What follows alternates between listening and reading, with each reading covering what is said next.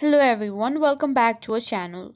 Today we're going to walk through a very handy tutorial how to enable camera and microphone access on Facebook Messenger when you're using your laptop. This will ensure you can chat, video call and interact without any hiccups. Let's dive in. First, let's make sure you have Facebook Messenger open on your web browser.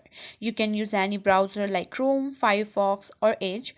For this tutorial, I'll be using Chrome. Once you're logged in into your Messenger, you can see the settings icon at the top left corner. Tap on it, then select Site Settings.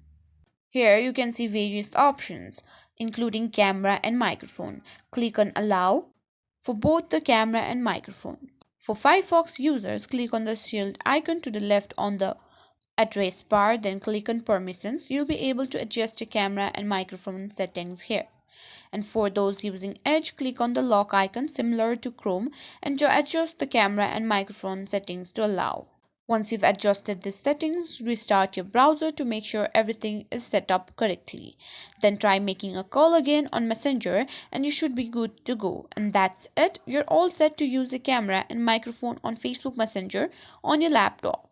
If this video was helpful, please give us a thumbs up, share it and don't forget to subscribe for more useful tips.